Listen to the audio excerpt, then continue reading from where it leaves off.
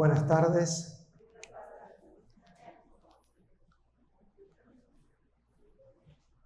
Quisiera animarles unos minutos a que podamos tener una palabra de oración. ¿Cómo se sienten?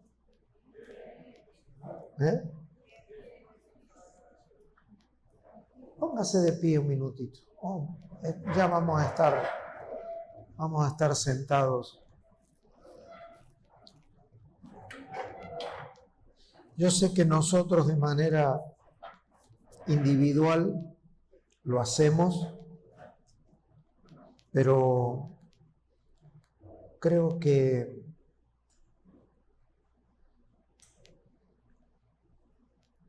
si para mañana, Ernesto, si podemos, Doc, me gustaría dejarles para los que quieran. Nos hemos encontrado estos últimos 2 años haciendo nada que es tan difícil, que es ubicar por qué y cómo oraban los apóstoles en el siglo I. O sea, nos llevamos una experiencia maravillosa, el orar y aprender a orar, la estructura, no las vanas repeticiones, sino las estructuras de las oraciones de los apóstoles. Durante 6 meses aproximadamente encontramos 40 oraciones explícitas que los apóstoles dejaron escrito en el diseño neotestamentario sobre la oración. Y quisiera en esta tarde poder dejar esta semilla en sus corazones, porque cuando comenzamos en las congregaciones, en las familias, a disciplinarnos, a orar lo que le llamamos, usted le puede llamar como usted quiera, oraciones trascendentes, comenzamos a experimentar algo muy puntual en la comunión que debe de tener la iglesia. Y si creemos que esto puede llegar a ser para todos nosotros un punto, de hecho que lo vamos a hacer en la ELA, en la Escuela de Liderazgo, ahora cuando comience, la importancia que tiene además. Yo no sé si podré estar en un lugar donde tenga un poquito más de retorno para oírme un poquito mejor. ¿Ustedes me oyen bien? Sí. Ok. Yo por allí no me oigo bien y no quisiera levantar la voz. Estas oraciones traen una comunión muy, muy puntual, especialmente en las familias. Claro que cuando empezamos a llevar adelante este proyecto de oración para orar todos sobre oraciones bien puntuales que están registradas en las cartas apostólicas, alguien comenzó a preguntar, ¿y entonces nosotros ya no podemos orar más nuestras oraciones? No, la idea, el diseño es poder tener hombres y mujeres en comunión, no orando de la misma manera, sino orando por lo mismo. No de la misma manera, sino orando por lo mismo. Y como el año pasado compartimos el principio de no inventar la rueda y que ni siquiera los apóstoles decían cosas que ellos mismos no se sujetaran a las Escrituras. Nosotros podemos aprovechar sus oraciones para entender por qué la labor apostólica fue tan eficiente en alguna geografía, y mucho de ello consistía en que oraban, como dice Santiago: pedís y no recibís porque pedís mal. Bueno, si cambiamos ese versículo y decimos que si pedimos y oramos bien, los resultados para nuestras vidas van a ser diferentes, porque la oración no es el arte de pedir lo que no tengo, sino pedir aquello conforme a la voluntad de Dios. Y para mañana, entonces, si podemos, lo vamos a tener allí, si se lo puedo luego pasar a los hermanos. Pero una de las oraciones que encontramos está en Romanos 15:30. Dice Pablo: pero ruego, hermanos, por nuestro Señor Jesucristo y por el amor del Espíritu, que me ayudéis orando por mí a Dios, para que sea librado de los rebeldes de Judea. Esta oración es oración para ser librado de los rebeldes. Y es bien claro el apóstol Pablo: que me ayudéis orando por mí a Dios para que sea librado de los rebeldes. Padre, hacemos nuestra estas palabras y oramos para que por la vida de tu Espíritu, tu palabra pueda tener una fluidez entre nosotros. Que todo lo que se levanta en las ciudades, todo lo que se levanta en las naciones y aún dentro de nuestras reuniones y congregaciones, que se levante con rebeldía en contra de la palabra, sea sometido a nada por el poder de tu palabra. Que tu Espíritu, que examina y conoce cada uno de nuestros corazones, pueda ser traído a silencio todo espíritu de rebelión, para que tu palabra pueda correr entre nosotros y a través de nosotros los próximos días y los próximos tiempos, conforme a tu palabra. Esta es una de las oraciones que el apóstol Pablo, mire lo que dice 2 de Tesalonicenses, capítulo 3, versículo 1 y 2. Por los demás, hermanos, orad por nosotros, para que la palabra corra y sea glorificada, y para que seamos librados de hombres perversos y malos. Para ser librados de hombres perversos y malos, y que la palabra corra y sea glorificada. Señor, creemos que la palabra que hoy sea implantada en nuestros corazones pueda correr en medio nuestro y sea glorificada en los corazones conforme tú lo has diseñado. En tu nombre tomamos esa autoridad que es conferida por tu palabra, y todos los pensamientos que son ajenos y son elevados en orgullo en contra de tu voluntad puedan ser traídos a la sujeción del pensamiento de Cristo, y tu obra pueda ser conocida en nuestros corazones, en nuestras familias, y que la palabra pueda ser hablada para vida en Cristo Jesús. Si puedes abrir tu boca allí donde estás. Sabes, no hay oraciones silenciosas, efectivas y eficientes. ¿Por qué no abres tu boca y puedes comenzar a abrir tu boca y orar por estos dos motivos?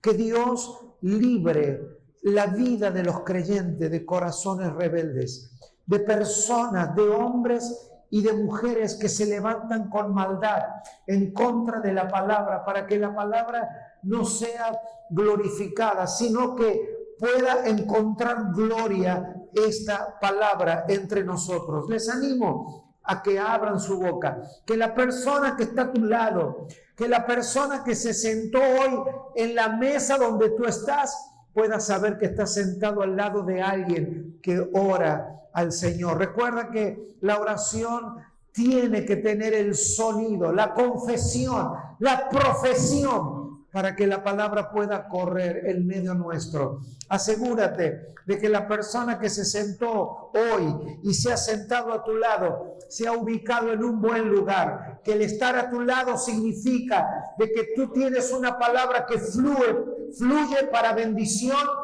y vida de otros. Levanta allí, ora al Señor, declara esta palabra, declárala a tu alrededor, que el ambiente, recuerda siempre que la palabra de Dios es atmosférica, y a donde los creyentes oran, a donde los creyentes alaban y adoran al Señor, la palabra corre con mayor eficiencia y con mayor fluidez. Gracias, Señor. Gracias, gracias. Muy bien. A modo de práctica, pueden ocupar sus asientos. Es importante que los creyentes aprendamos a orar las oraciones, como los apóstoles dirigían las oraciones y cómo las iglesias eran afirmadas en la verdad. Siempre me gusta traer a la memoria, si me prestan atención un minutito, traer a la memoria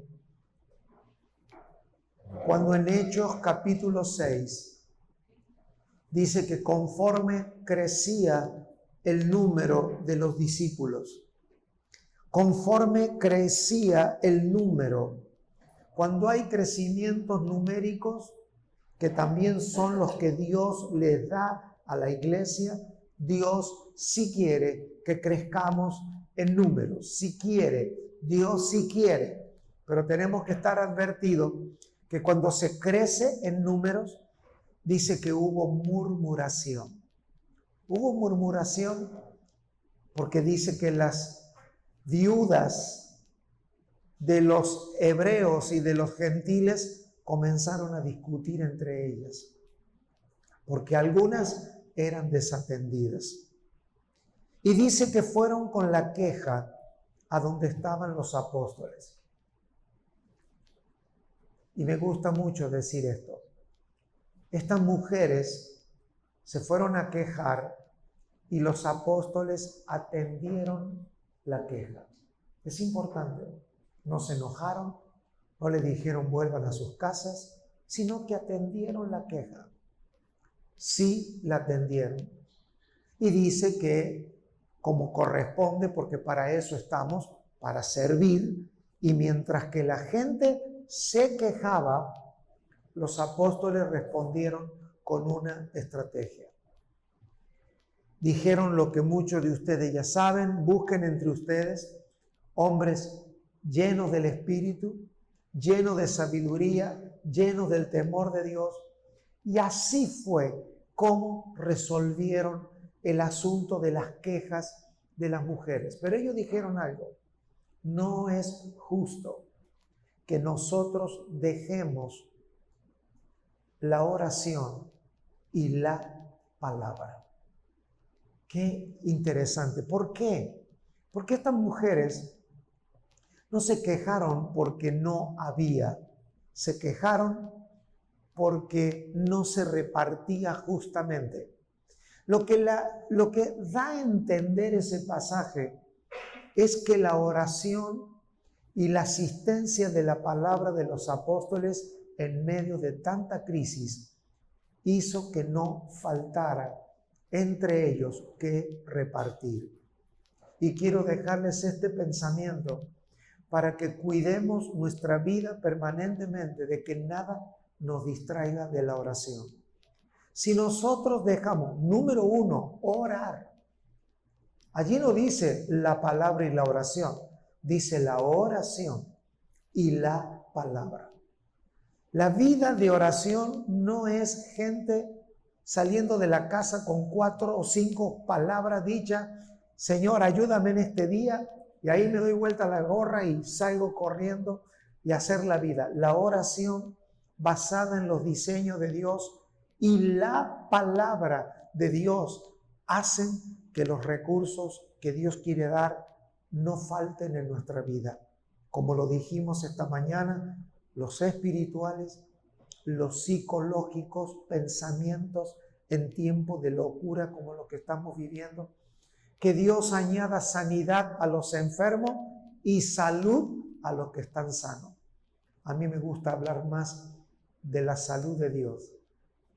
La sanidad, gracias a Dios que Dios sana a los enfermos, pero a los que tienen salud, sabiduría para que esa salud no falte. Y también todos los recursos que necesitamos, como dijimos, para que la verdad no deje de correr en medio nuestro. Y eso es necesario que lo entendamos desde la oración y la palabra. Recuerden, más importante que enseñar y predicar es que las palabras que vayamos a enseñar y a predicar surjan de una vida en oración al Señor como hacían los apóstoles. Oren por nosotros. ¿De qué nos sirve hacer tantas cosas si el Señor no interviene por su Espíritu y nos libra de corazones rebeldes?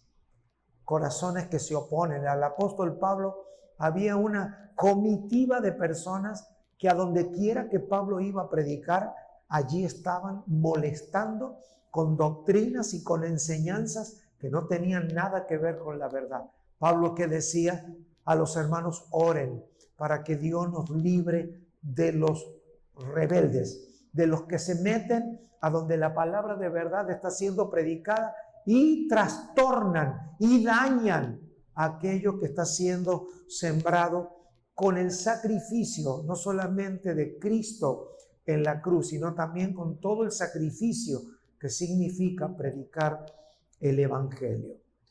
Muy bien, quería dejarles ese pensamiento y si mañana podamos tener un momento más, son por lo menos 40, les dije recién, 40 oraciones. Cuando entre nosotros la practicamos, pasamos una hora solamente citando y orando las palabras y una hora no alcanzan para aunque sea leerlas. Y eso no significa que usted tenga que orar una hora. Lo importante no es la repetición, lo importante no es cuánto tiempo, lo importante es que pidamos como conviene para vivir la vida que nos conviene.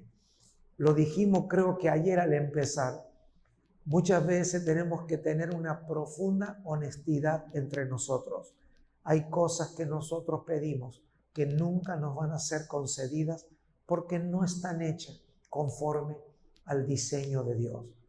Pedir lo que no se debe de pedir no solamente es una pérdida de tiempo, sino es llenar nuestros corazones de frustraciones, de cosas que nunca van a suceder.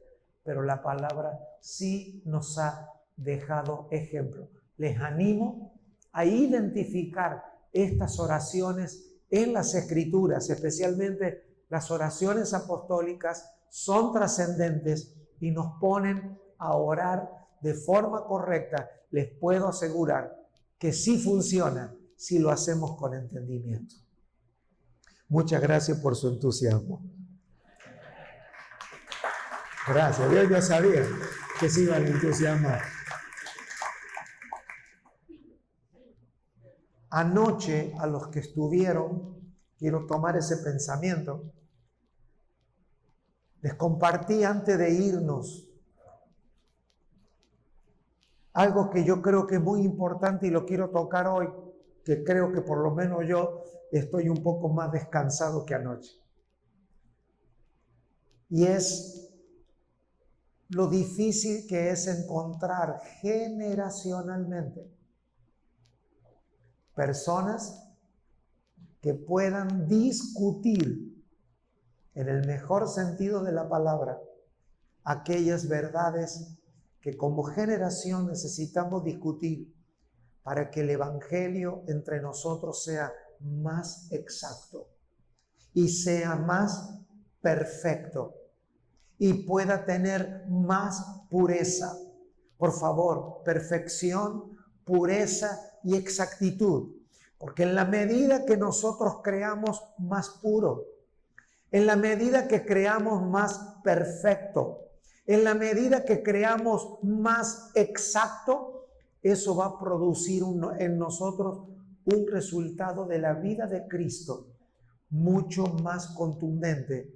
A eso Jesús le dijo, si eso sucede, entonces ustedes van a ser sal y van a ser luz.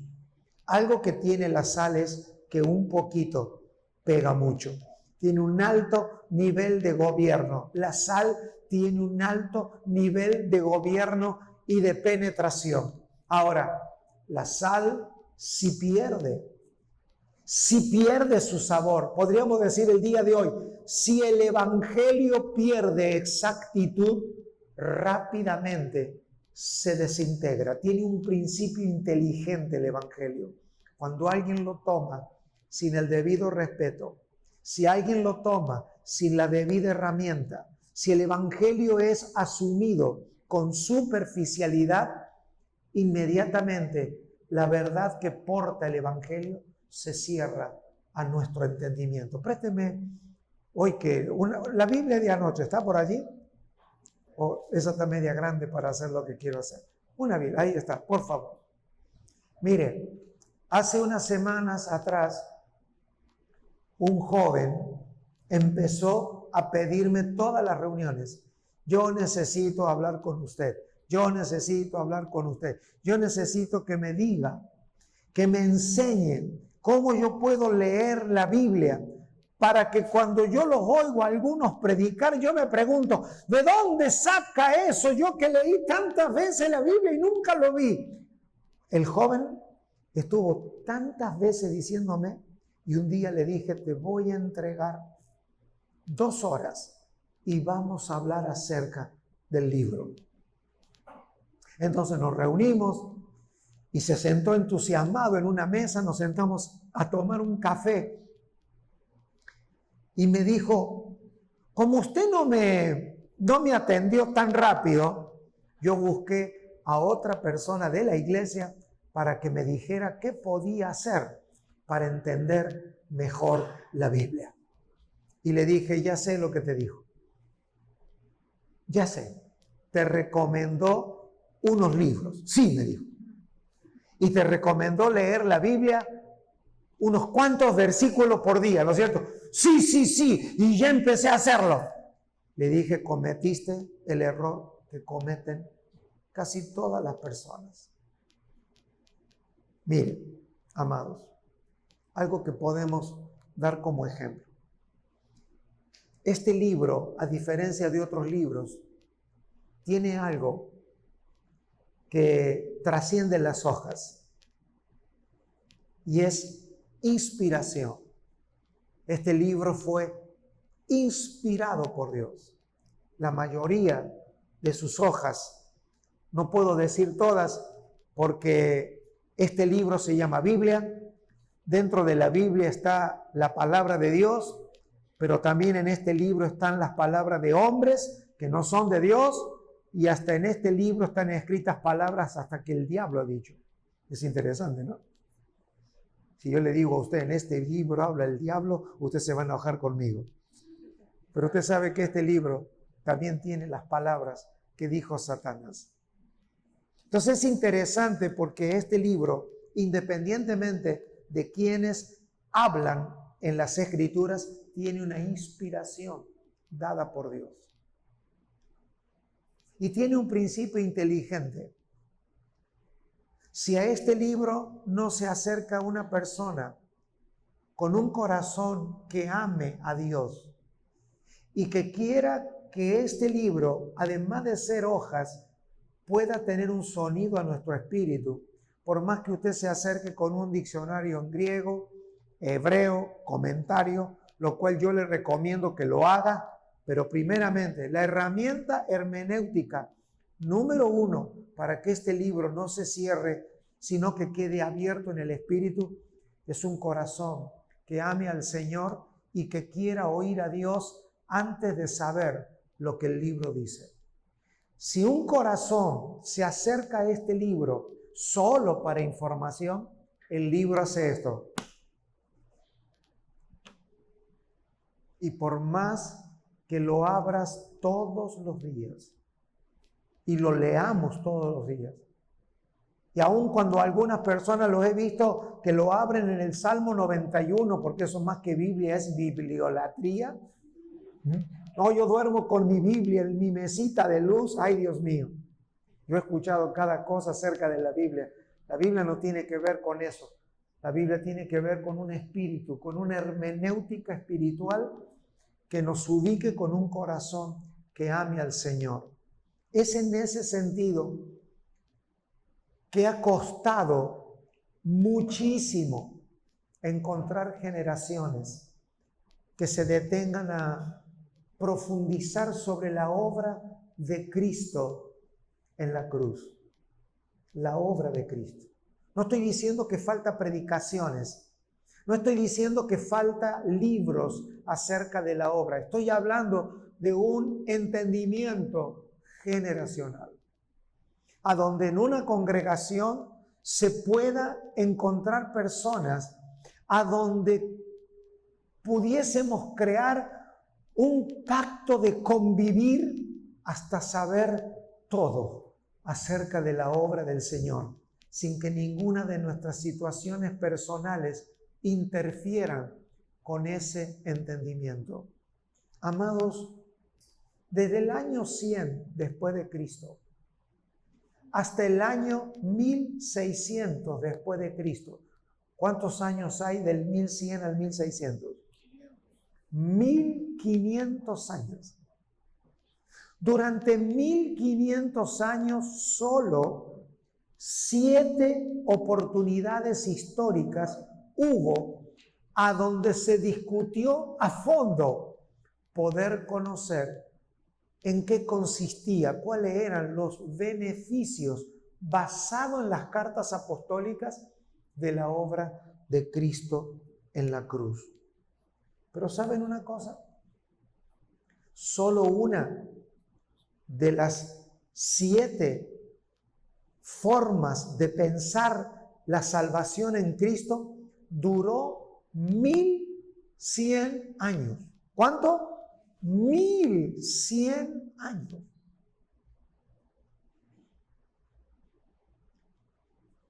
Se llamó la teoría del precio pagado. ¿Cuál era la teoría del precio pagado? Una de las 7, que ahora no hay tiempo. Solo quisiera que usted capture. Durante 1100 años, todo el cristianismo creyó que Cristo había ido a la cruz para pagarle un precio a Satanás por nuestros pecados, el precio de la redención. 1100 años la iglesia creyó que nosotros éramos por el pecado presos, cautivos y estábamos en manos de Satanás. ¿Cuánto? Cualquier cosa que usted piense en 1100 años va a afectar su vida de manera contundente. 1100 años. No fue hasta el año 1500, 1600, a donde la iglesia comenzó a través de hombres de Dios a pensar más profundamente cuáles eran los alcances de esta salvación. Esto está registrado, esto está en la historia, solamente hay que ir a los libros y comenzar a leer cómo algunas de estas teorías, todas tenían una medida de verdad. Todas tenían una medida intencional para que los creyentes pudiesen vivir una vida más exacta. Sin embargo, ha costado siempre calmar a los creyentes de sus propias necesidades y problemas personales para que dediquemos nuestra vida a saber más acerca de la obra de Cristo en la cruz. Por eso es importante, porque a esto se le llamó la teoría del rescate, que fuimos rescatados de las manos de Satanás. Y usted dirá, ¿y qué tiene que ver con eso? Tiene que ver porque hasta el día de hoy hay miles de creyentes que batallan creyendo que la salvación que el Señor nos dio tiene absolutamente una conexión directa con Satanás o con el diablo. Y con esto no estoy ignorando eso. Lo que estoy diciendo es que no fue hasta que la iglesia y los santos y los hermanos se detuvieron en estudiar la palabra. Y aunque la palabra claro que dice que el Señor con precio de sangre nos compró, no dice las Escrituras que fue y le pagó al diablo el rescate. Nosotros no fuimos libres de la esclavitud de Satanás, sino de la condenación de la ley, dice la palabra del Señor. De la condenación de la ley. Y esto es importante. No dice que fuimos rescatados de la ley. No dice de la ley. Dice de la condenación de la ley. Que por la ley habíamos sido condenados. Pero cuando Cristo fue a la cruz y entregó su vida en sacrificio, toda la condenación que la ley había traído sobre el hombre fueron imputadas en Cristo y nosotros somos beneficiarios de esa salvación. ¡Qué maravilloso! O sea, no fuimos rescatados de la ley porque la ley del Señor es perfecta. Fuimos rescatados de la condenación. Es decir, no fuimos rescatados del juez, fuimos rescatados de la condenación que había emitido el juez. Y esto debería usted ponerlo muy contento. No se nota, pero voy a contar de que usted está seriamente contento. Porque por la obra de Cristo nosotros fuimos liberados de la condenación que la ley había hecho por el pecado. Esto es muy importante. Es más, no es muy importante, es todo lo que tenemos que saber para entender el tamaño de esta salvación. ¿Y por qué amamos predicar esta salvación tan grande? ¿Y por qué nos entristece que durante siglos la iglesia lleva 400 años? Bueno, usted no tiene por qué oír lo que yo predico, pero si usted ha seguido alguno de los mensajes, yo todos los domingos comienzo mi mensaje, y de hecho que mañana lo voy a hacer también, exculpando a Dios del mundo que tenemos. Exculpando a Dios de la vida que tenemos. Exculpar a Dios ¿en qué sentido? En que siempre nos estamos preguntando, ¿y por qué? Si Dios, ¿y por qué? Hay que exculpar a Dios, porque la razón por la cual nuestra vida y el mundo no vive la plenitud de esta salvación es porque no hemos dedicado, como dijimos anoche, la diligencia para saber el alcance, gloria, profundidad, amplitud que tiene esta salvación tan grande que nos ha sido dada por el amor del Padre, que ha sido consumada en la obra de su Hijo y que hoy por su Espíritu puede ser una realidad en nuestra vida. Usted no se imagina lo maravilloso que es subirse y las primeras palabras, quiero exculpar a Dios de todo lo que nosotros hemos culpado a Dios y pedir perdón y arrepentirnos de nuestras negligencias por causa de la ignorancia que opera en el ser humano. Una vez que decimos eso, ¿qué hacemos? Nos ponemos a trabajar. ¿Cómo? A salir de la ignorancia, a volver a encontrar como generación, una generación así, sentada en la mesa. A mí me falta algo, aparte de que usted esté sentado en una mesa, que escriba más. Están como sentados en la mesa, pero están como comiendo. Necesitamos mesas y necesitamos mesas a donde los santos y los creyentes comencemos a profundizar Y si una palabra que se dice no se entienda, hay que parar allí. Hay que discutir la profundidad, como yo sé que ustedes lo hacen, nada más que ahora están sumamente respetuosos porque estamos nosotros con ustedes, pero tenemos que hacer de esto mucho, mucho más. Si usted me pregunta entonces, ¿qué deberíamos de debatir como creyentes? ¿Cuántos de ustedes quisieran que esta salvación se siga manifestando aún más en su vida y en todo su entorno? Para que eso suceda, voy a contar que usted está diciendo que sí. Yo estoy oyendo así como dice, yo quiero. Yo sé que usted quiere, por eso está aquí. La pregunta entonces, ¿qué deberíamos de saber? Que Dios está buscando entre sus hijos e hijas, que hagan un paréntesis en su vida y digan, Señor, necesitamos saber más acerca de esta salvación. Yo crecí en un ambiente llamado cristiano, como se lo dije hoy, a donde los evangelios de Mateo, Marco, Lucas y Juan eran los libros que se les recomendaba leer a la gente cuando son nuevos. Yo crecí en esa cultura. No, regalemos. Anda leyendo los evangelios. ¿Sabe que después de unos años nunca entendí quién fue el perverso que instaló eso? Eso es una perversión. Eso es como que usted le diga a su hijo, bien, bueno, qué bueno, hijo, va a empezar la escuela, ya tiene 4 años, espero que te vaya bien en trigonometría hoy. Y que vuelvas a casa sabiendo todo sobre el teorema de Tales. El menosprecio, la falta de orden en trepar en el entendimiento de los asuntos celestiales es algo que debemos de resolver. ¿Qué es lo que la iglesia no ha discutido? Y usted tendrá que esperar, bueno, cuando alguien discuta, avísenme. No, yo no vine acá a decirle que alguien va a discutir. Lo que estamos diciendo es que urge. Por eso existe la carta a los hebreos en la Biblia. Una predicación urgente.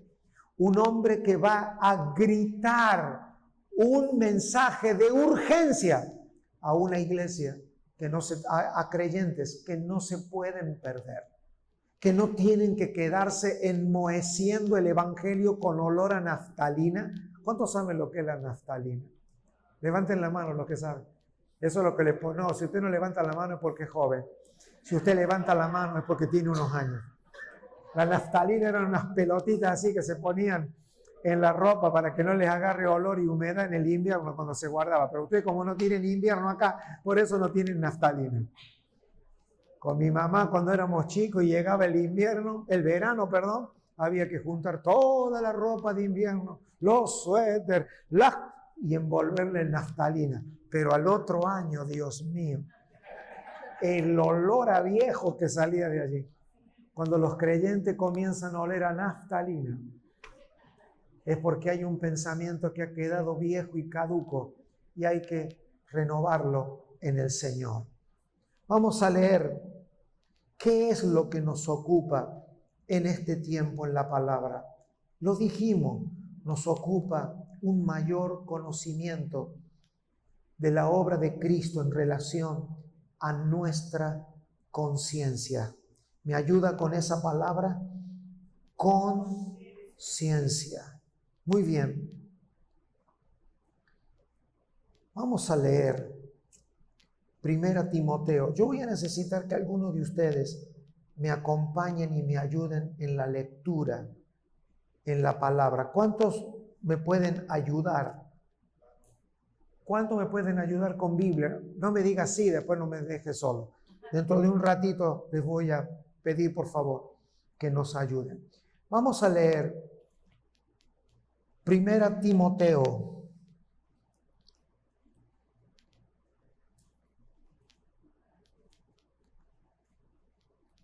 Capítulo 1. Permítame, por favor, que cuando vengo se me cambia Acá está.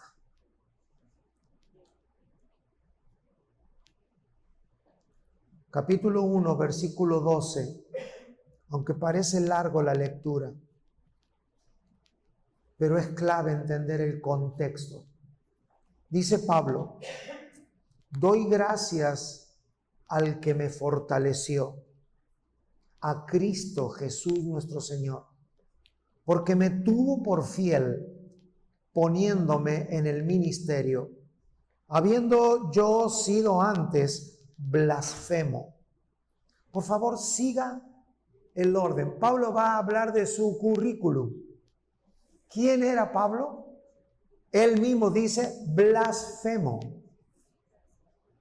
perseguidor e injuriador, mas fui recibido a misericordia porque lo hice por ignorancia, en incredulidad.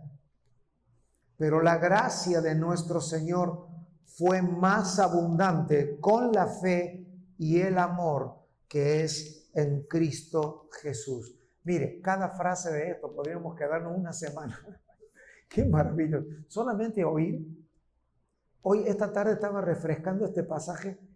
Lo leí varias veces porque a la sola lectura es un himno.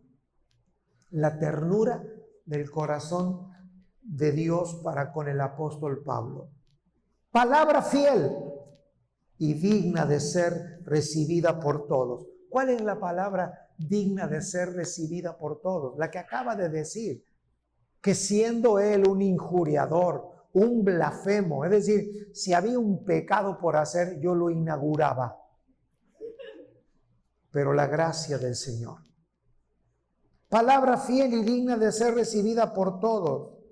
¿Cuál es? Que Cristo Jesús vino al mundo para salvar a los pecadores. ¿A qué vino? A salvar a los pecadores, de los cuales yo soy el primero. Pero por esto fui recibido a misericordia. Mire la diferencia que hace. Él dice que él era uno de esos pecadores, pero por esto fui recibido a misericordia, para que Jesucristo mostrase en mí, el primero, toda su clemencia. ¿Para qué? Para ejemplo de los que habían de creer en él, para vida eterna. Por tanto, al Rey de los siglos, inmortal, invisible, al único y sabio Dios, sea honor y gloria por los siglos de los siglos. Amén. Este mandamiento, hijo Timoteo, te encargo, para que conforme a las profecías que se hicieron antes en cuanto a ti, milites por ella. Es decir, una profecía no es para que te quedes en tu casa esperando que se cumpla.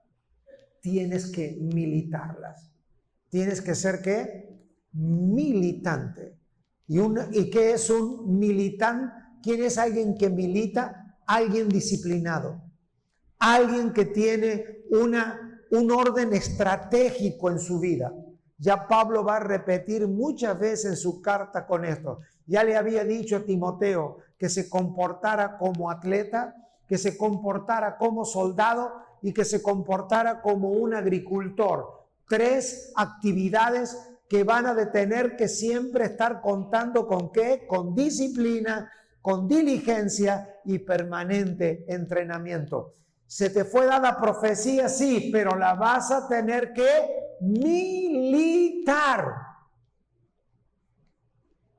¿Cómo? Manteniendo la fe y buena conciencia. ¿Cómo se milita este evangelio?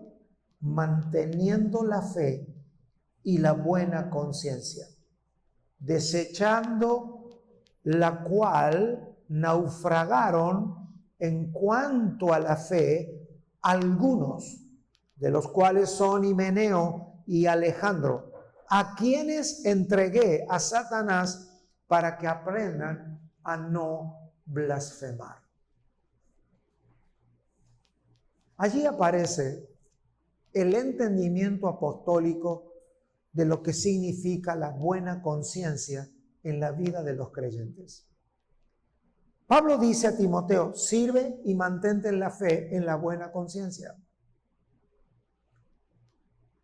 Porque por no mantenerse en la limpia conciencia, naufragaron, y da dos nombres de personas, no da indirectas. No dice unos por allí, eso que no los quiero ni nombrar. No, le da nombre. Himeneo y Alejandro. Dice Pablo que estas personas se volvieron en tanto tropiezo que le entregaron a Satanás, una práctica que la iglesia no ha sabido practicar, propio por lo que dice el pasaje, y este no es mi punto. Entregar una persona a Satanás. Es una práctica de los apóstoles cuando personas como esta ya transgredieron los niveles de la conciencia y pervierten la vida de la iglesia, porque cuando la conciencia del hombre pierde el rumbo y comienza a naufragar, las personas se convierten en opositoras, distractoras y muy molestas en el avance del propósito eterno de Dios. Esto es tremendo. Según podemos ver, entregar una persona a Satanás se hacía con la consideración de creyentes muy maduros que hacían que las personas vivieran no sintiendo el privilegio de pertenecer a la iglesia del Señor, como alguien que está una gran tormenta y se lo saca del techo y se lo pone afuera, no con el fin de que Satanás se lo coma y se lo lleve al infierno, sino para que experimente el no haber disfrutado el pertenecer a la verdad del Señor. De hecho, que hay un caso en Corinto que fue entregado a Satanás por causa de que su vida no había sido respondida en la disciplina o en la recomendación que se le había dado en un caso de inmoralidad juzgado.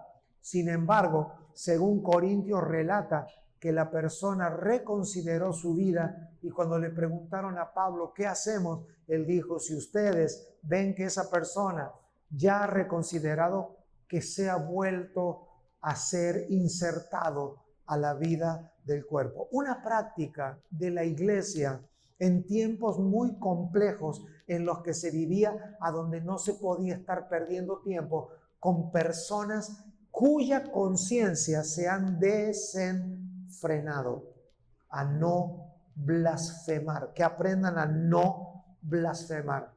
Yo no sé cuál es el concepto suyo de la blasfemia, pero entre muchas definiciones, blasfemar es cuando alguien le atribuye a Dios algo que Dios no ha hecho, o no le atribuye a Dios algo que Dios ha hecho. Por eso hay un pasaje de las Escrituras, también los apóstoles dicen, porque el que blasfema contra el Espíritu de Dios, el tal ya no tiene perdón. ¿Qué significa blasfemar contra el Espíritu Santo? Decir que algo que Dios no ha hecho, Él lo ha hecho. Es justamente la operación de la conciencia. Cuando la conciencia opera al revés, le atribuye a Dios cosas que Dios no ha hecho y no le atribuye a Dios las cosas que Dios ha hecho. Cuando una persona ha intercambiado ese pensamiento, se vuelve en un blasfemo. Y los blasfemos detienen las comunidades de fe. Por eso es clave que la iglesia opere en limpia conciencia. Porque si en una comunidad y en una congregación todo el mundo opera en una conciencia cauterizada, a donde nadie responde a la vida de los demás, no hay corrección, no hay exhortación mutua en la iglesia, entonces llega un momento que las congregaciones se vuelven clubes sociales a donde se habla de la Biblia.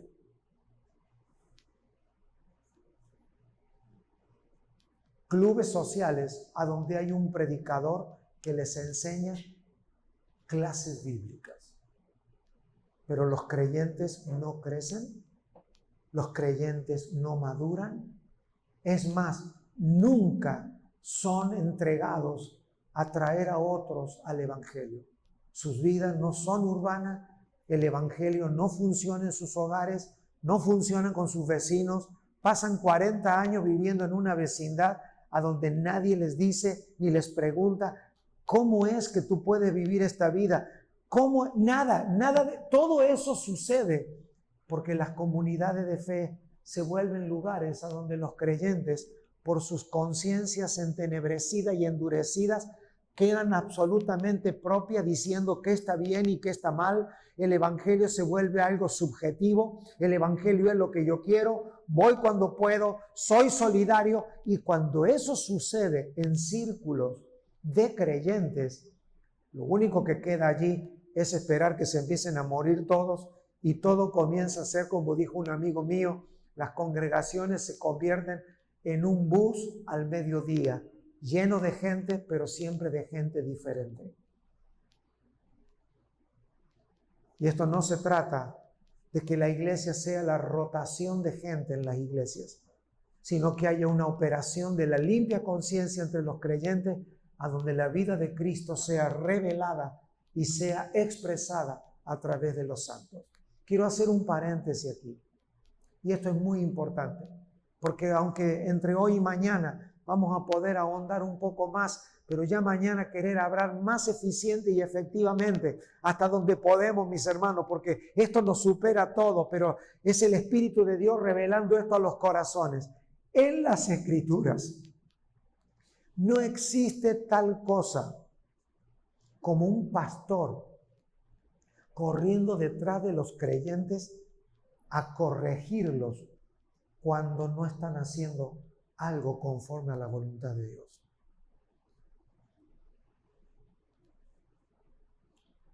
No hay tal cosa como estoy esperando que un pastor me atienda. Yo sé que en la etapa primaria de la fe todos necesitamos eso. Pero ya si un creyente tiene más de 1 año, 2 años conociendo la palabra del Señor y toda su vida va a depender de un pastor o de una persona, de un líder que lo atienda o de alguien que salga como una ambulancia santa cada vez que le pasa algo a rescatarlo de algún lado, no entendimos el diseño de Dios. Y usted dice, ¿y entonces cuál es el diseño? El diseño está en las Escrituras.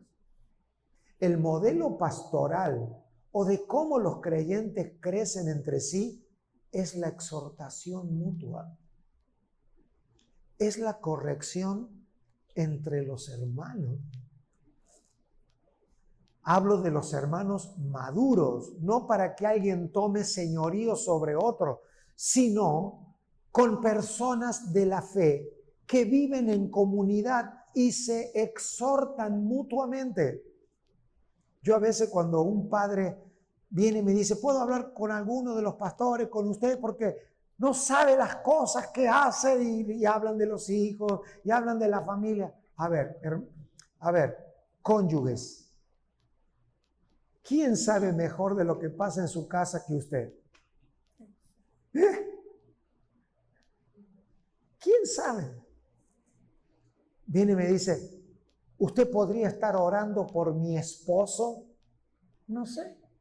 No, ¿por qué tengo que orar yo por su esposo? No, porque no anda bien. No entiendo. Porque no entiendo lo que me está queriendo decir.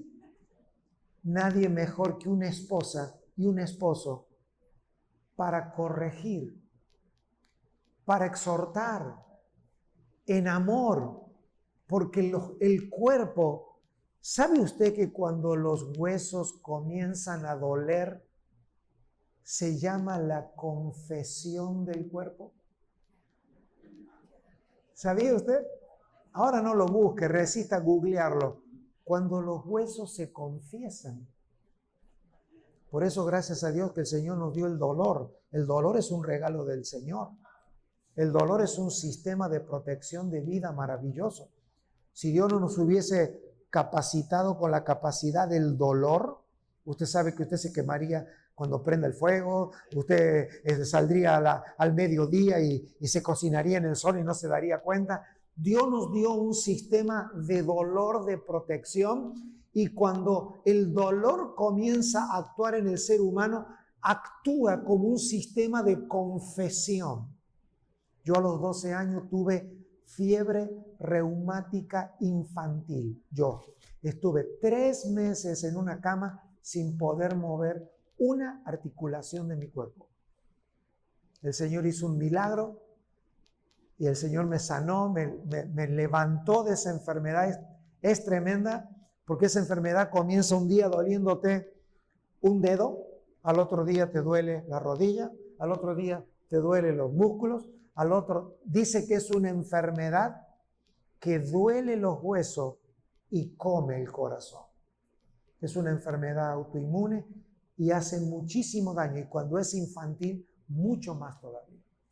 Allí es cuando aprendí que cuando los huesos empiezan a doler en las articulaciones, los huesos se están confesando.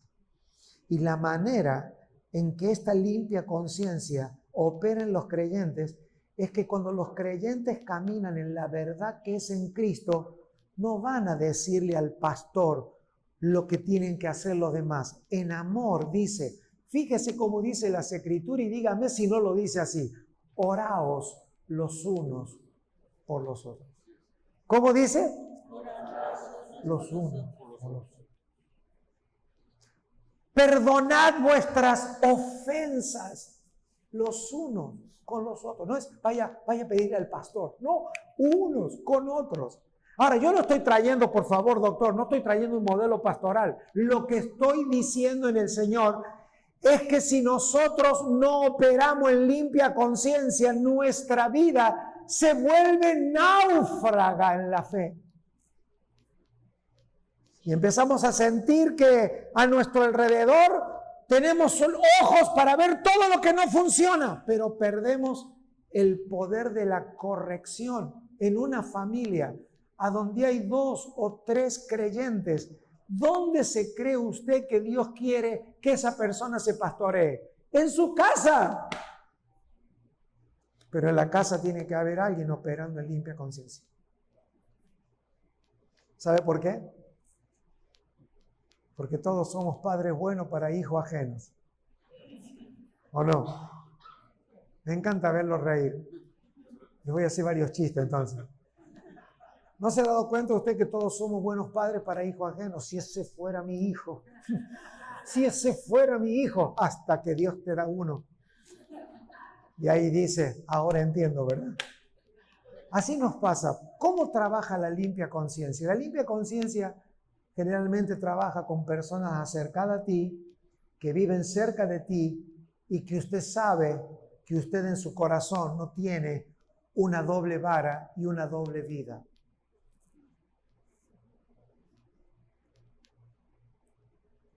Que usted puede pararse en su casa, que usted puede pararse en la congregación y decirle, hermanos, usted yo creo que debería de dedicar un poco más de tiempo a orar al Señor.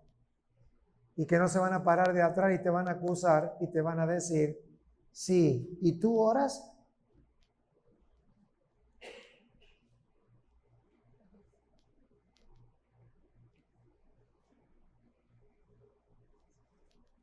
Yo creo que debería de haber más amor entre nosotros. ¿Y tú amas?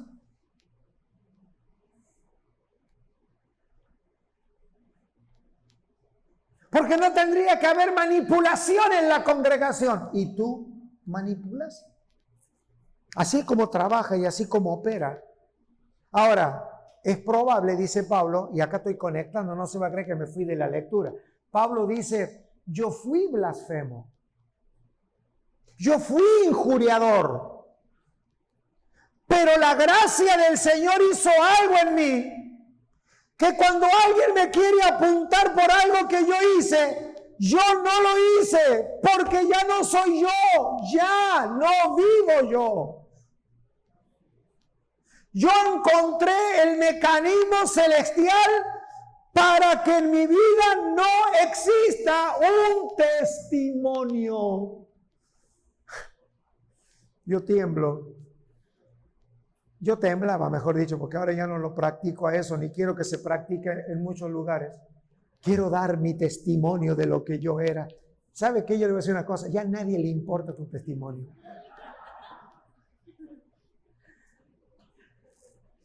Nos encanta a veces hablar de lo que éramos.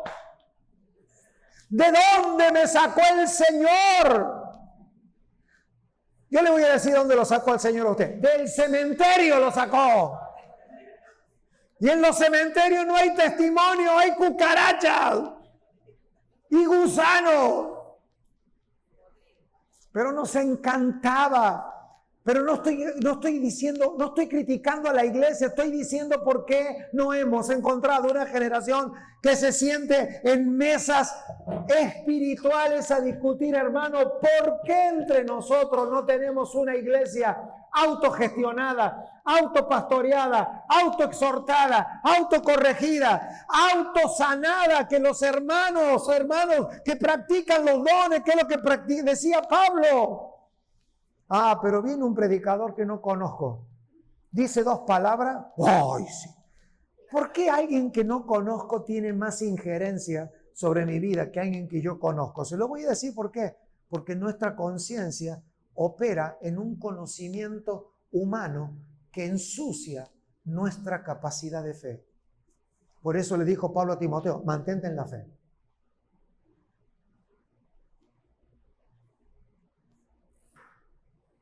Mantente en la fe. Mantén la fe. ¿Cómo? Con buena conciencia. Deme a mí un matrimonio cristiano. He trabajado por 20 años con matrimonios cristianos. No es algo que hago yo ahora porque creo que ya no existen los matrimonios cristianos, solamente existe Cristo. Pero cuando yo creía que había matrimonio cristiano. Y pues nosotros todos partimos, ¿no? Todos somos expertos en hacer divisiones. Yo era de los que predicaba acá. Dios está buscando matrimonios cristianos. No, Dios está buscando una sola cosa en la tierra, la imagen de su Hijo. Y si a ti te tocó tener un matrimonio, te la aguantas. Y si te tocó tener hijos, a sufrirlo, mi amigo. Porque Dios no está buscando tener una familia cristiana, Él está buscando que la imagen de su Hijo sea expresada en la tierra. Y nosotros, del cielo para abajo, tenemos que ver qué hacemos con nuestra vida, mi hermano.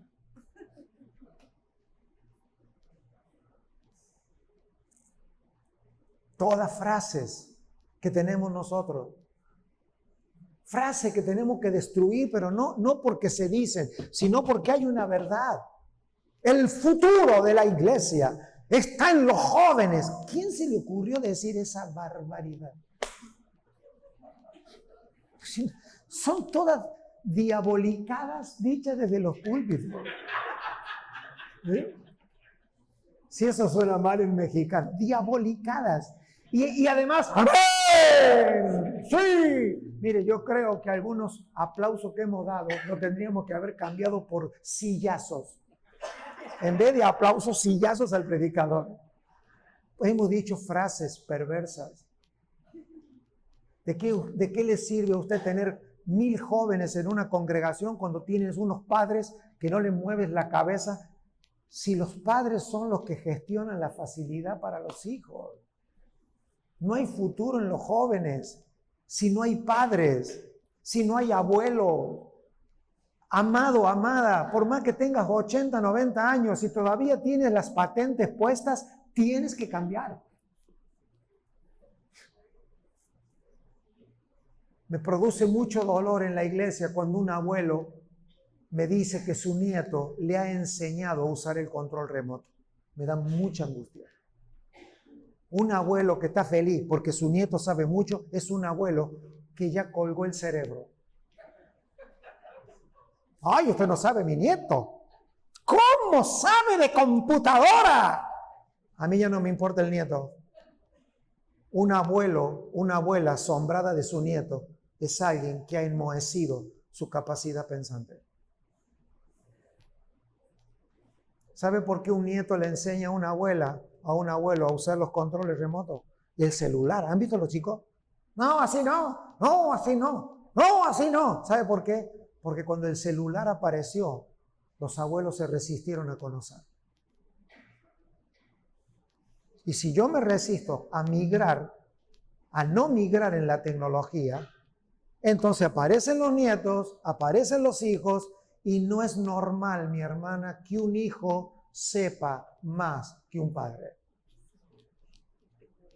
Los padres debemos de morirnos viejos, entrado en año y repartiendo sabiduría, dejándole a nuestros hijos un camino de fuerza más adelante, pero no renunciando a la sabiduría.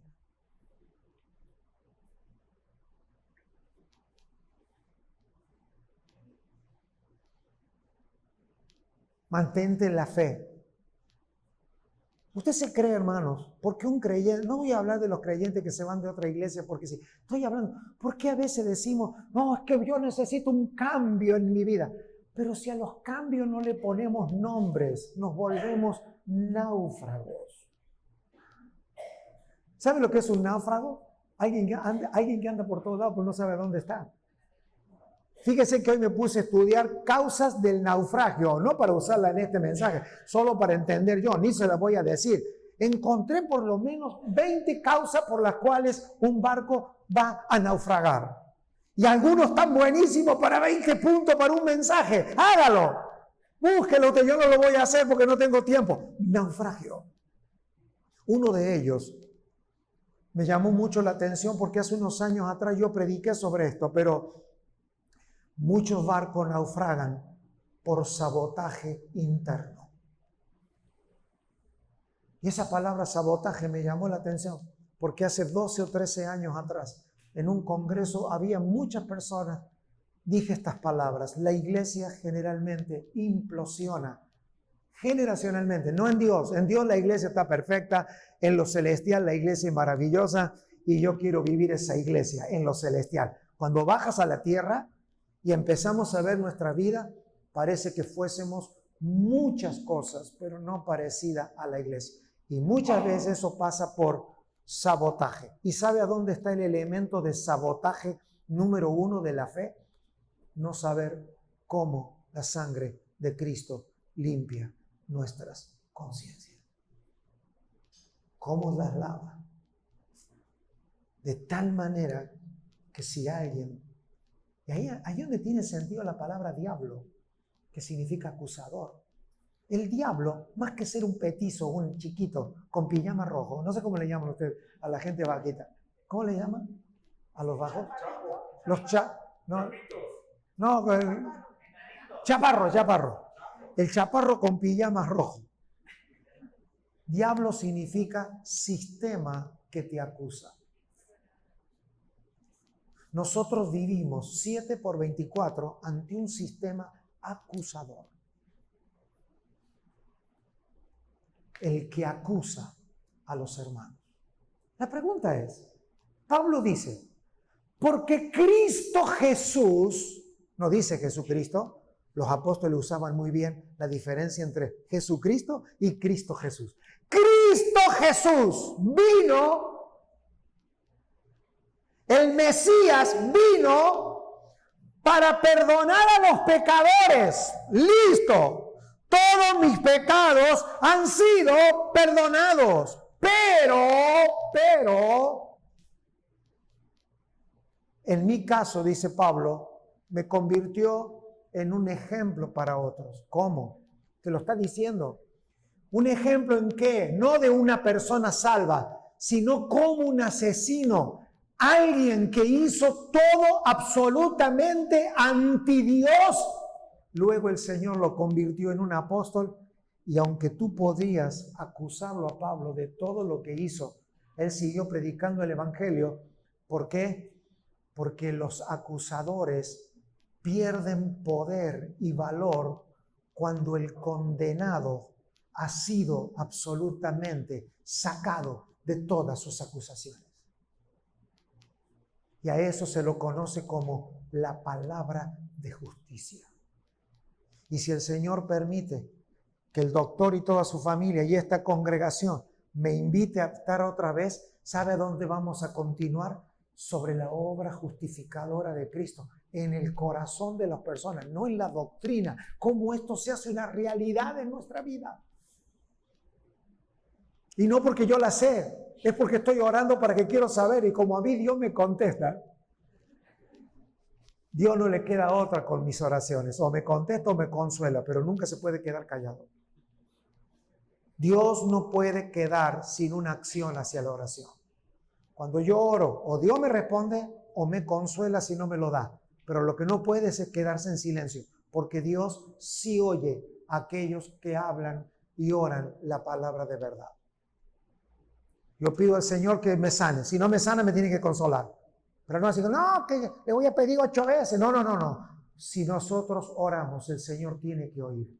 Y si está en la voluntad y en el plan eterno de Dios, la oración tiene que ser respondida. Y si no es respondida, tiene que ser consolada. No puede quedar ahuecada.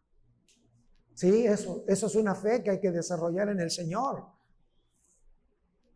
¿Cómo vamos a orar y no vamos a creer que el Señor oye la oración de sus hijos? O responde o consuela. O yo tengo que mejorar la oración porque he orado mal. Yo no me iría una noche a dormir si por una oración trascendente que hemos hecho. Imagina, acabamos de orar que el Señor nos libere de rebeldes. Si hay aquí un espíritu rebelde, un pensamiento rebelde que no permite que la palabra corra, yo tengo que, o que el Señor nos libre de esa persona, que el Señor nos libre de esa mentalidad, o que el Señor me diga, ese déjalo porque ese no tiene solución, ahí va a estar rebelde por un tiempo más, o yo tengo que ir al hotel y pedirle al Señor que mejore la manera en que la palabra sea presentada para que los corazones sean traídos a la obediencia del Señor. No nos podemos quedar. La rebeldía en la iglesia, en las naciones de la tierra, porque Pablo dice, esto el Señor me dio a mí el apostolado para que las naciones vengan a la obediencia de la fe. Piense por un momento cómo son tus días y cómo son tus noches cuando piensas en la obra de Cristo. Pero acá galopa la hora, hermano. El reloj anda dentro de un caballo. Ya pasó una hora. Ya termino, Doc. Ya termino. El apóstol Pablo va a plantear el sistema acusatorio. Y vamos a terminar ahora con un pasaje que está muy curioso y está en Hebreos y también está en toda la Biblia. Sistema acusatorio. Y quiero hacerte una pregunta en el espíritu y no la tienes que responder ni tienes que mover la cabeza. Tu vida es absolutamente fuerte en el sentido de saber que todos tus pecados no solamente han sido perdonados, sino que ya no hay un registro de ellos en nuestra conciencia. Eso es el Evangelio. Eso es, mi hermano, lo que hace 500 años que solo algunos creyentes viven en esta limpia conciencia. La pregunta es, ¿por qué un creyente una vez que fue perdonado puede volver a pecar? ¿Por qué?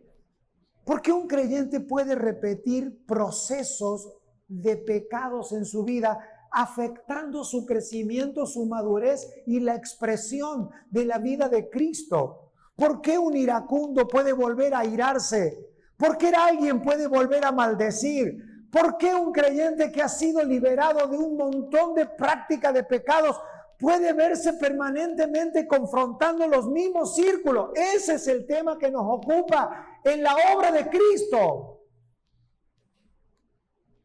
¿Por qué? ¿Por qué los ciclos? ¿Por qué sentir que nuevamente aquello que un día yo fui libre, los sistemas acusatorios vienen, nos debilitan, nos hacen pensar que la obra de Cristo no fue completa? No es la obra de Cristo, es que no estudié con diligencia cuál es toda la obra que el Señor hizo con su sangre.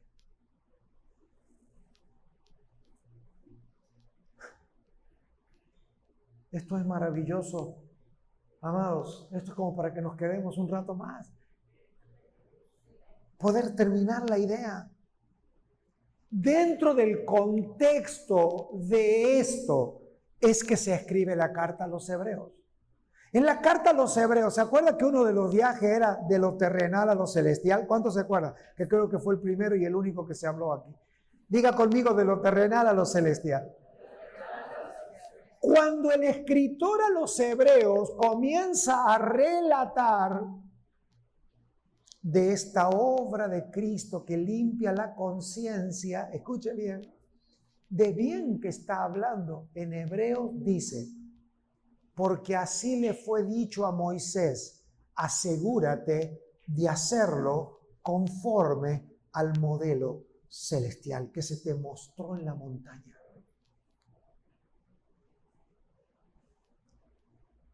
Esto dice Hebreos. Es decir, cuando Moisés subió a la montaña, Dios le permitió acceder al verdadero templo.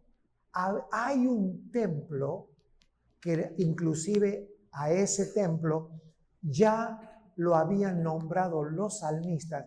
En lo celestial, a donde mora Dios, hay un templo. ¿Qué le parece? Hay un templo. Y cuando Moisés subió a la montaña, Dios le corrió el telón y le hizo ver el tabernáculo celestial. Y Dios se lo decodificó y se lo bajó en medidas. Y le dijo, asegúrate de hacerlo conforme al modelo que yo te mostré. Por eso Moisés se lo llama apóstol. No es porque era un título honorífico, era apóstol porque Dios le había permitido ver un diseño celestial. Y Hebreos capítulo 3 dice que Moisés y Jesús, ambos son llamados apóstoles. ¿Por qué no son apóstoles?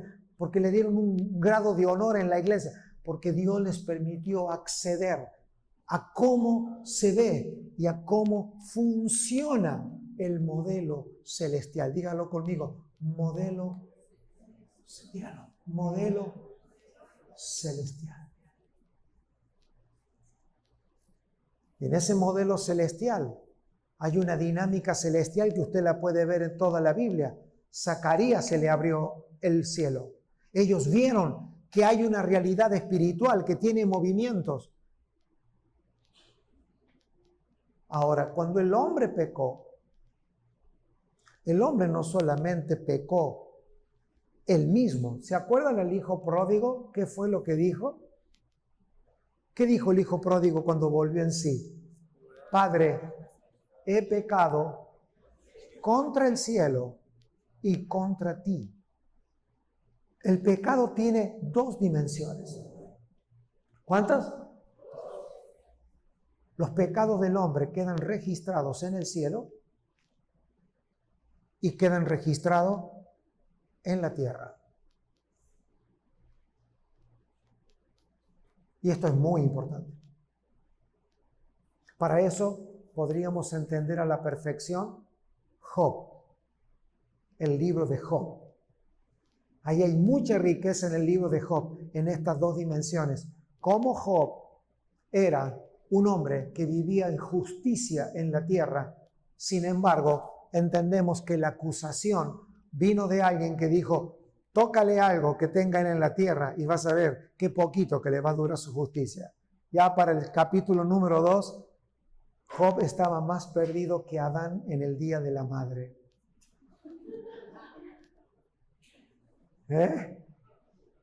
Porque el hombre fue creado para vivir en dos dimensiones, en la terrenal y en la celestial. Cuando el hombre peca, el pecado no solamente fue un asunto del hombre en la tierra, también fue un asunto celestial. Por eso el hijo pródigo está puesta esa historia. A mí no me gusta el título hijo pródigo, lo acepto porque alguien lo puso ahí. Para mí es la parábola del padre amante. Pero bueno, nos encanta siempre ver el victimario, ¿verdad? La parábola del hijo pródigo. Para mí me gusta llamarle la parábola del padre amante. Porque el padre no se movió de su casa. El padre no salió a buscar a su hijo. El padre no se salió del modelo. El padre no se salió de la casa. El padre no se salió del lugar de gobierno. El padre no salió por una emoción a buscar a su hijo. Dejó que el hijo se fuera, porque en la parábola la idea es que Dios no se mueve por sentimientos humanos, Dios se mueve por gobierno y por diseño.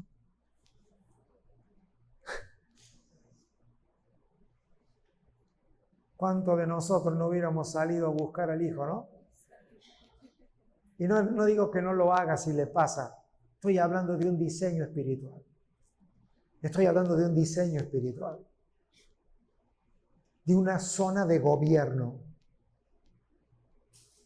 Entonces, déjeme terminar esta idea. El pecado peca en dos dimensiones. Padre, he pecado contra el cielo y contra ti.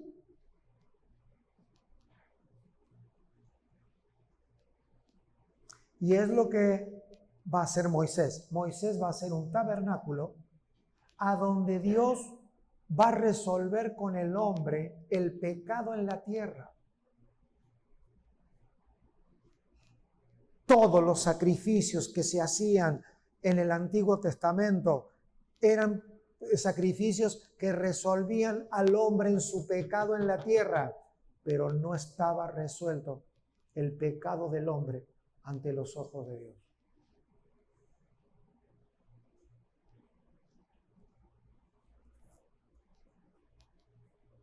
¿Por qué? Porque había un problema. El hombre con los animales, lo dijimos ayer, pero lo voy a volver a repetir ahora para que se entienda el cuadro. Lo profundo que es en el espíritu entender el sacrificio de Cristo en la cruz. Y entender el vocabulario bíblico.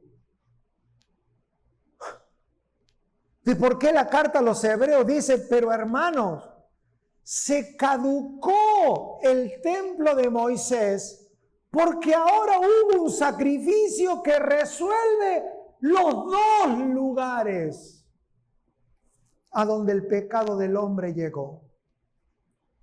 Se resuelve de abajo porque hubo sangre vertida en la tierra, pero también dice la palabra que hubo sangre presentada ante el Padre, rociando esta sangre ya no solamente el altar terrenal, sino el altar celestial, el trono de la gracia. ¿Eso qué significa? Que todo el récord que había ante Dios de los pecados del hombre desaparecieron. Fueron sacados. Y de esto se trata. Que hay veces que los creyentes tienen un registro de sus pecados que ni Dios lo tiene. Los creyentes se acuerdan más de sus pecados que Dios. Y esto que parece un humor, porque no sé cómo decirlo, porque es una tragedia hoy en la fe, amado. De cada 10 creyentes, entre 6 y 7 creyentes todavía sienten que van a poder repetir aún los pecados que ya les fueron perdonados. Operan en temor. ¿Sabe lo que hay detrás de un legalista y de un religioso? ¿Sabe lo que hay detrás de un legalista y un religioso? Una persona que no opera en limpia conciencia.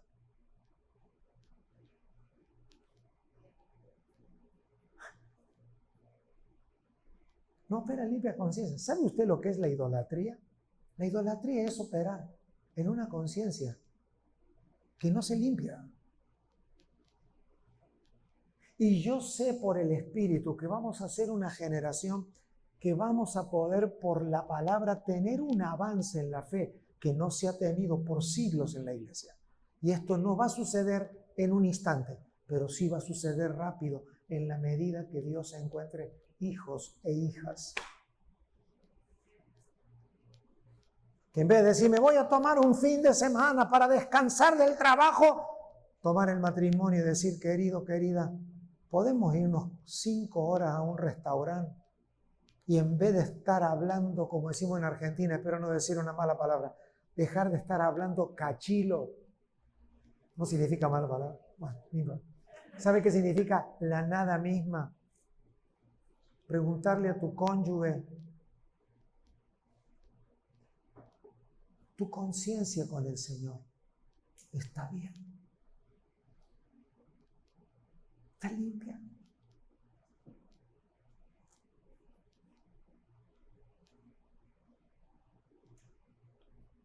¿Disfrutas del perdón total del Señor?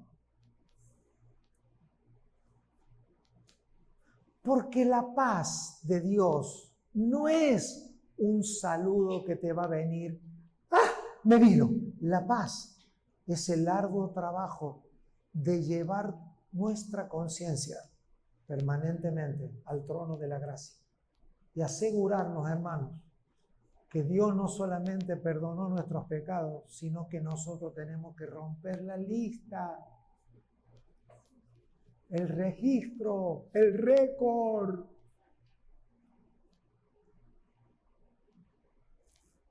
Porque si pecamos, dice la palabra, abogado tenemos en Cristo. Abogado. O sea, tenemos un problema.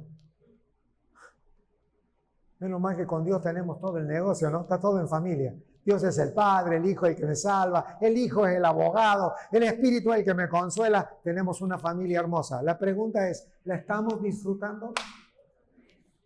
¿Estamos viviendo a la altura de esta familia de Dios?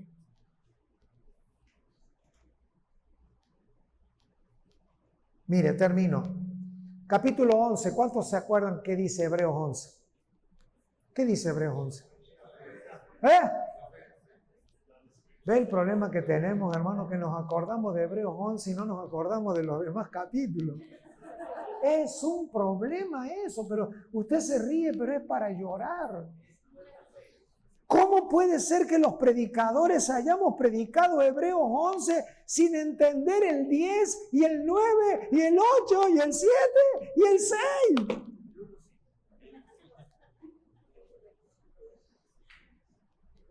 ¿No es cierto que usted lo agarró rápido, Hebreos 11? Hasta le pregunto, ¿cómo empieza Hebreos 11? ¿Y qué dice el último versículo del 10? ¡Epa!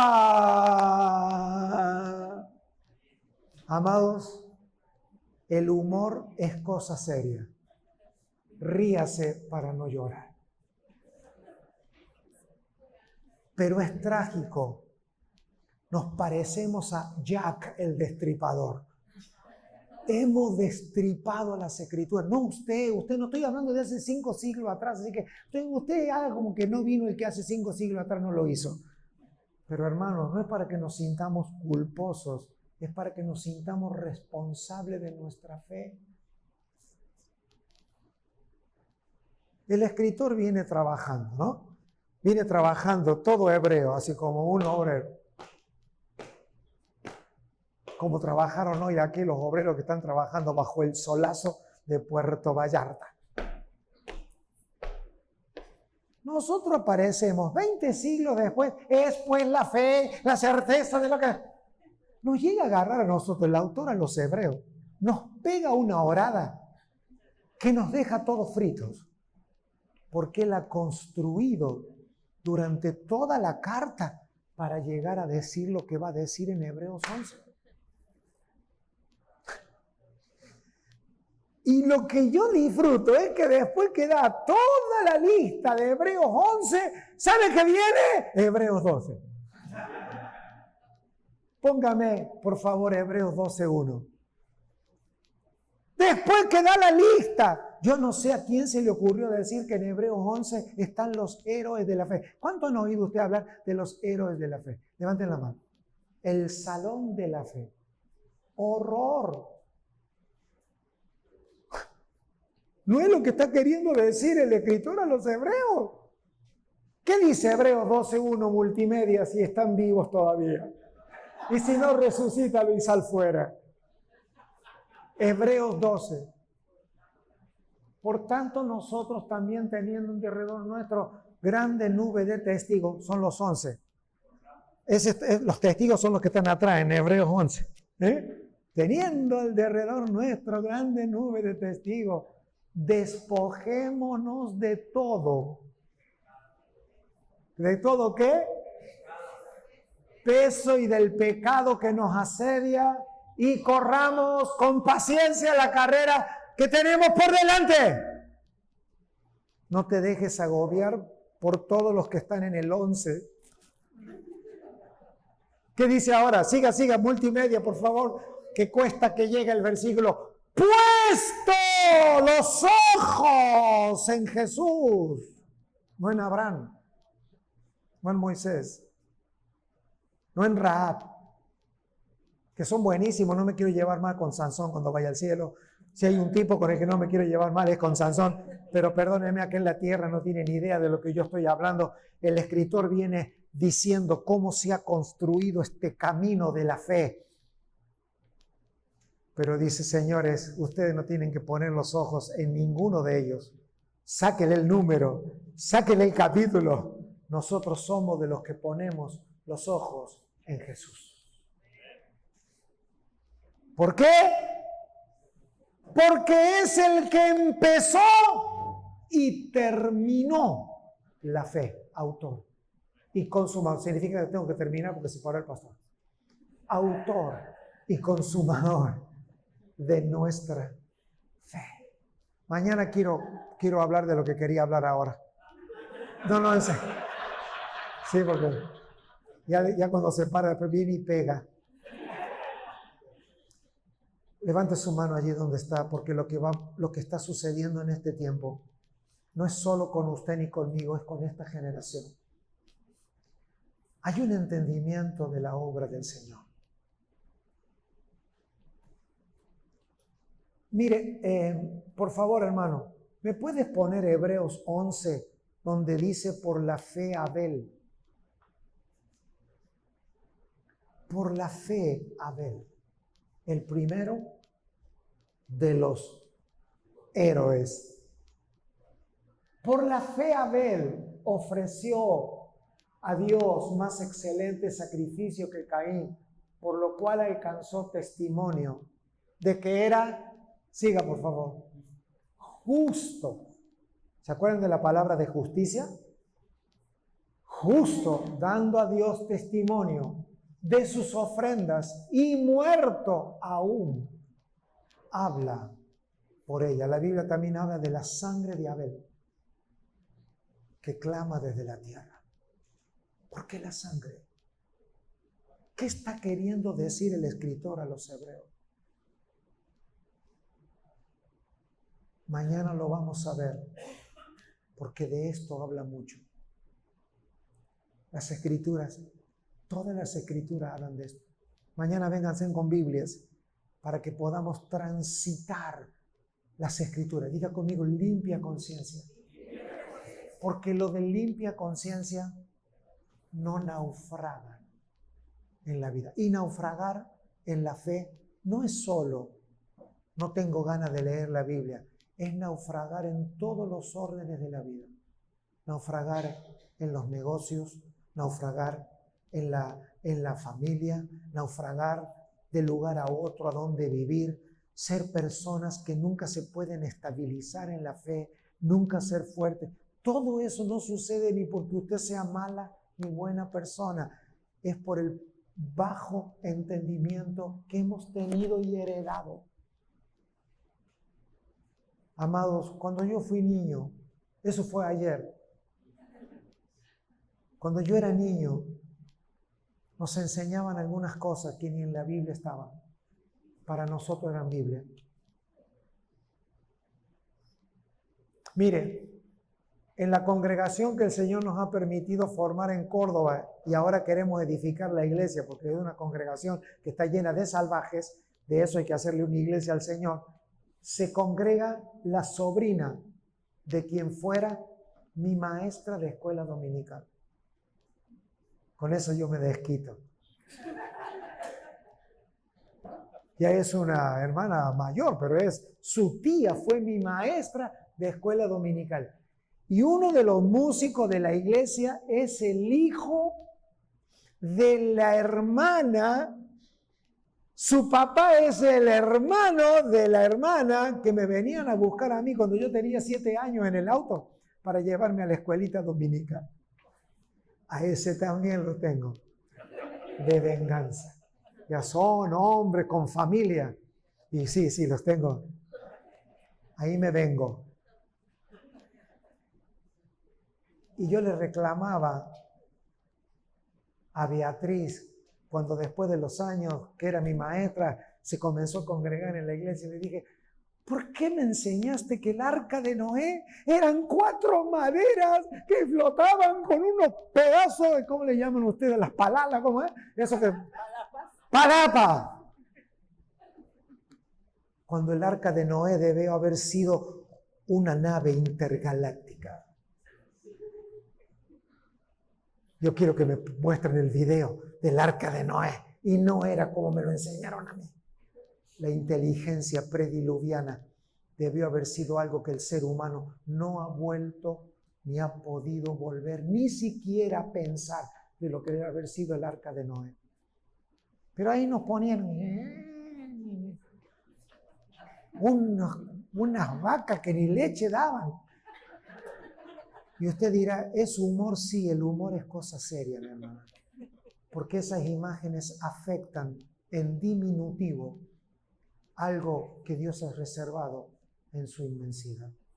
Nunca nos hemos atrevido a hablar qué había en el arca de la alianza.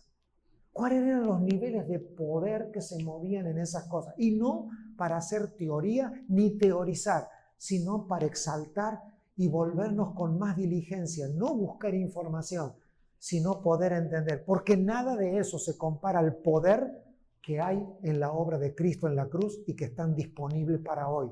Solo que los santos vamos a tener que ponerle un poco más de aplicación.